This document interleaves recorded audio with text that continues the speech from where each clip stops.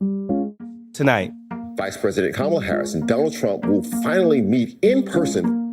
Former President Donald Trump and Vice President Kamala Harris will face off in the second presidential debate of 2024. And while it's hard to compete with the significance of the first debate, this could be the only time that Harris and Trump will meet directly.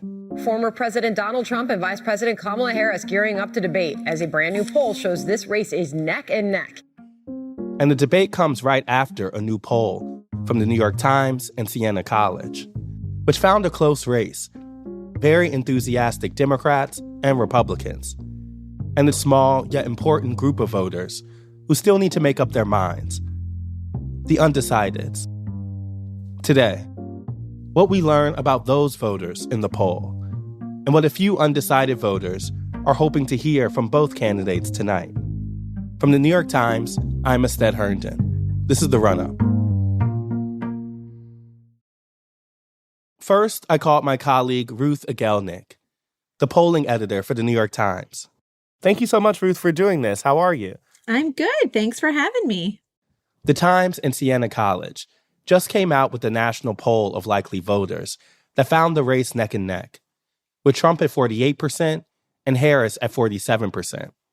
And with those results coming just before the debate, we wanted to focus on the people who might be swayed by what they hear on stage. Yeah, so in this highly polarized era, it's sort of a shrinking pool of people who are actually undecided. And there are a lot of different ways to measure that. But if we look at just purely people who said that they are undecided or might not vote, it's about 5% of voters. When we really boil down to the true people who say, I really don't know who I'm going to vote for, it's probably closer to 2 or 3%. Which is pretty small. But if you think about how close the race is in a lot of these swing states, 2 or 3% is really the difference maker. But there's also this sort of slightly bigger pool, people who aren't fully decided. They say they'll probably vote for someone, but not definitely. They're unsure. That might put the pool a little bit bigger at about 10%. But either way you measure it, the types of people who are making up their minds in these groups are pretty similar. It's sort of demographically similar. They're younger voters. They tend to be more likely to be Black or Hispanic. And by far, their number one issue that they care about is the economy by a long shot. Is this someone who is definitely going to vote, or is someone who is less likely to vote than your typical kind of voter? Overall, somebody who's less likely to vote than your typical voter. They're both less likely to say that they plan to vote, and they're less likely to have voted in the past. And we know that past voting is the single best predictor of future voting. So even though there's sort of a lower likelihood to vote group, a lot of them do vote. And most importantly, they are sort of the deciding factor. And one thing that I didn't mention earlier that I think is worth noting is they are much more likely to describe themselves as politically moderate. So they're not sort of these hyper partisans that we've come to know in the election who are the loudest voices. It's these kind of people who are on the fence, more moderate and less likely to vote, but will vote and will decide the election. Considering that this is a unique election and that one of the candidates obviously was on the ballot the last 2 times, and then Democrats have kind of come to this late arrival of Kamala Harris, what do we know about the pool of undecideds? Is that 5% that you're isolating bigger or smaller than it typically is at this time? You know, I mean, it's funny. Typically in the last several elections, it's about the same size because we've reached a sort of hyper polarized era where most people have already made up their minds. But like you said, these are pretty well-known candidates, particularly Trump. We asked this group of undecided voters and everybody if they wanted to learn more about the candidates, and most said that they knew what they needed to know about Trump to make their decision, which is kind of interesting because they're still undecided. But a much bigger group, more than half of these undecided voters, said that they didn't feel like they knew enough about Kamala Harris to really make up their mind. Mm-hmm. We did ask these groups of people sort of what they wanted to know about each of the candidates. And for Harris, the overwhelming answer was they wanted to know more about her policies. They felt like they didn't know enough about her policies. For Trump, a lot of people said policies, but a lot of people sort of mentioned character. They wanted to know a little bit more about who he was and what he stood for. Mm-hmm. So it seems as if they have kind of opposite problems. Donald Trump's ideological values are known, even though his personal character is the thing that the most undecided voters had a kind of outstanding question about. Whereas Harris, there seems to be an understanding of the personal character, but an open question around the policies and kind of what a Harris presidency would look like. You mentioned the kind of higher number of voters who said they were looking for more information for Harris. Do we know, like, is this debate kind of make or break on that? Like, it does seem as if one of the last remaining moments in the race where there'll be such high attention, and you can kind of answer that definition question. Yeah, I think that's exactly right. I think that both Harris and Trump have tried to define Harris, and this debate seems like that opportunity for both of them. And it does feel like sort of make or break for this group who is interested. They want to vote, but they feel like they haven't learned enough specifically about Harris. It feels like this debate is for them. Now, it's interesting. Historically, undecided voters are a little less likely to watch the debate, mostly because these are people who are not super tuned into politics in general. And so, for example, at the last debate, which got a lot of attention, we had a lot of undecided voters who consumed the debate via clips after or heard about it from friends. So that will be kind of interesting to watch. This feels sort of make or break for Harris, but I think it's almost as important sort of the narrative that comes out of the debate for her and how these undecided voters are consuming it. The poll also said that 60% of the likely electorate said they were very enthusiastic about voting. What does that say about this new kind of landscape of the race? I remember talking to you before, and so much of this race was defined by how many people were not enthusiastic about voting. Have we seen that change?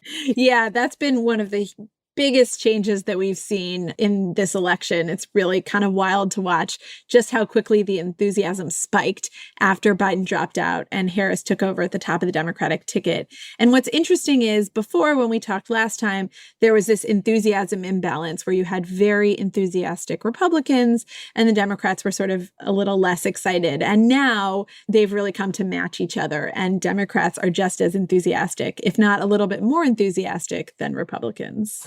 Yeah, and it seems as if with the switch, like, Democrats are now unified behind their nominee. Obviously, you're saying they're enthusiastic, which probably brings them back to the baseline levels of kind of party support that Biden was not seeing. Does that only make the kind of question of undecideds more important?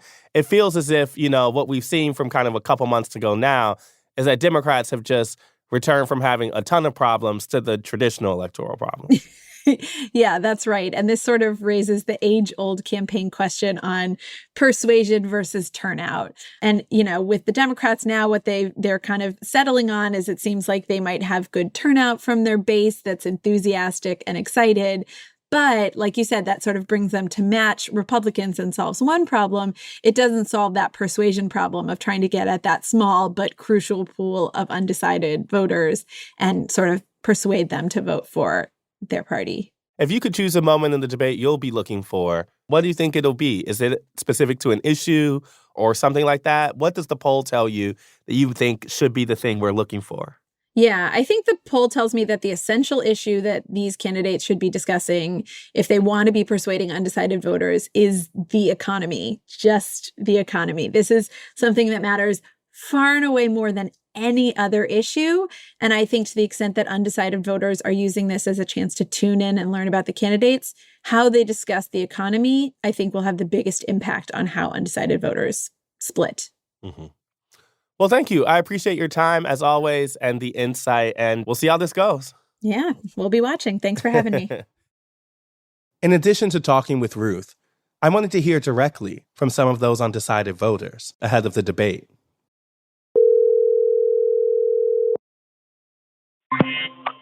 Hello? So my colleagues and I called some people who told pollsters that they were on the fence. Because I look at Kamala and I'm not convinced on her yet. So I'm still just getting more information on Kamala and trying to see exactly where she's coming from. And with Trump, I'm still trying to gather information and compare the two. I'm just not quick to rush out to the polls for them right now. I wish we had more choices. The first person we spoke with was Jerome Enders. He's originally from Yonkers, New York, but says he's lived in Georgia for more than 20 years. I want to hear what they're going to do for the American citizens. That's my biggest thing: housing, economic, and education. With those three, education, housing, and economics, that could at least build our country back or stabilize our country. Everything else is just fluff to me. Jerome is looking to the debate for answers. I really want to see what Kamala is all about. When she go against Trump in a debate, that'll let me know what she's about. Is she emotionally stable? I want to see what her mentality is. I want to see how she handles Trump when you come at her with the crazy stuff. No, that'll let me know where she's at when she has to deal with Trump. What she's going to talk about. Can she articulate? Is she going to spin? Or is she going to deliver? That's all. And then I want to see what she brings out of Trump. I want Trump to talk more about issues instead of people. Not just character assassination. I'm not talking about, no. I want Trump to answer questions. That's it. You got me excited looking for the debate now. Yeah, you got me excited looking for the debate.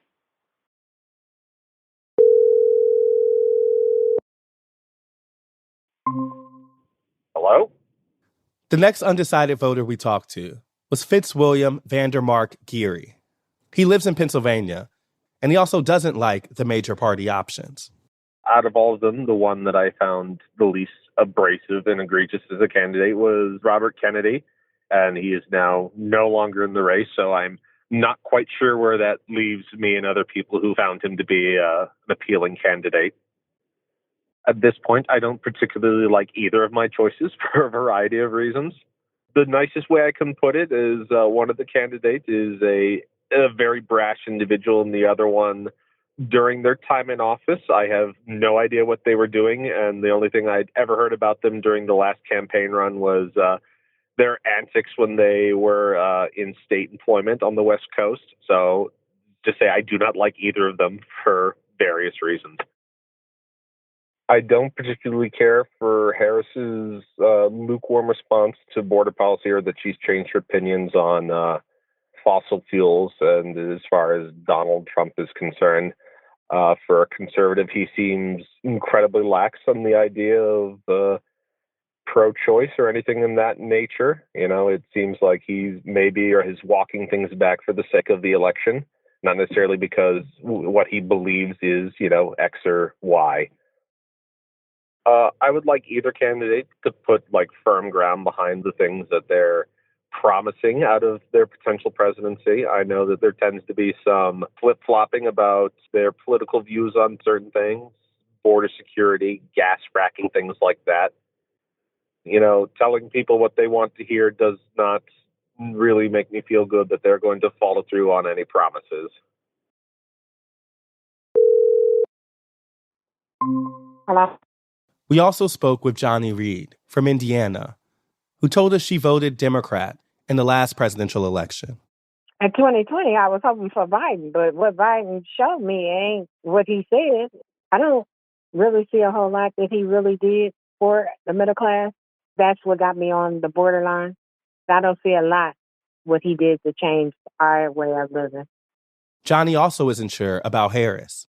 I really have to listen to her because from what I heard a lot of Black people kind of didn't trust her, but I need to hear her conversation and what she's going to do for not just the poor, the rich, and the migrants. What's she going to do for just the regular people? I mean, we suffering here from high rent is sky high, and people's not making the money that the rent are. You know what I'm saying? The rent is sky high, but the money is not adding up for the rent. The cars are sky high, the money's not adding up for it. The insurance is sky high, but the money's not adding up for it, in people's houses. So we need somebody that's going to kind of change the narrow of that. It might not be Donald Trump. It might not be nobody. I wish I could go for Trump, but I don't trust Trump. So why would I go for somebody that I don't trust? I mean, he's the only one that could do what he do and never have to pay a price for it. So how do you trust a man like that to take care of the world? I mean, anybody else, if it was a regular person, they would have been in jail if they say they did all the things they saying he did. How is he the only one exempt from that? How? I don't understand it. Last, Dr. Graham? Was Charles Graham, a doctor in North Carolina, who walked us through a bit of his political history. I voted for Barack Obama in 2008. I watched to see if he was going to do the stuff he said he was going to do, and he didn't. 16, I voted for Donald Trump. It seemed like the thing to do. At the time, it seemed like a difference. It seemed like, okay, we have a long-standing history of politicians. I know that politicians are full of shit. Here's a not politician. Maybe this will be better. I would be inclined to vote for a circus clown or anybody that isn't a politician. Politicians, to me, just, it's just a lot of words and nothing ever gets done. And then I stayed home in 2020. I couldn't hold my nose tight enough I just couldn't do it. As for how he's feeling now, I guess I am still, to some extent, undecided, mostly because I don't have a ton of faith. Frankly, I don't have a ton of regard in either candidate. The idea that these are the two best people we could come up with, to me, is completely asinine. And frankly, I would sooner vote for the lady that puts a sticker on my receipt at Walmart, because at least I know that she can get a sticker in the right place. The problem with Donald Trump is he can't keep his mouth shut, and he thinks that everybody wants to hear what he thinks all the time. Like, nobody cares. Nobody cares. Just do your job. But then the thing about Kamala Harris is, well, she's been there for 4 years, still can't afford groceries, right? Oh, she's going to fix that on day one. Well, you've been there for day 363 times, right? So what sane human would believe that something's going to change on day 366 because now we've elected her? Like, literally no person with two brain cells to rub together could possibly make that connection. So no, I don't think either of them will be effective. I don't think either of them is the tiniest bit interested in unifying America. I just think that politicians mostly give a damn about themselves, which I get. Everybody's got to fight their own fight, but I just don't think anybody is super interested in making America a better place. We asked these voters if we could follow up with them after the debate. I'll tell you what. I will go out of my way to watch a few minutes. It's on Tuesday night. I'll go out of my way. I have Tuesday off. I'll go out of my way to watch a few minutes of it. And then the only thing I can promise you is that I will tell you what I think about it. I will not promise you that there'll be words that you can use on the air. So on Thursday, we may hear from them again. And we'll be hearing from other people about what they thought of the debate and if it helped them make up their mind. See you then. The Run-Up is reported by me, Ested Herndon, and produced by Elisa Gutierrez, Caitlin O'Keefe, and Anna Foley. It's edited by Rachel Dry and Lisa Tobin, with original music by Dan Powell, Marian Lozano, Pat McCusker, Diane Wong, Sophia Landman, and Alicia Beitube. It was mixed by Chris Wood and fact-checked by Caitlin Love. Special thanks to Paula Schumann, Sam Dolnick, Larissa Anderson, David Halfinger, Maddie Masiello, Mahima Chablani, Nick Pittman, and Jeffrey Miranda. Do you have questions about the 2024 election? Email us at therunup@nytimes.com. Or better yet, record your question using the voice memo app on your phone, and then send us the file. That email again is therunup@nytimes.com. And finally, if you like the show and want to get updates on latest episodes, follow our feed wherever you get your podcasts. Thanks for listening, y'all.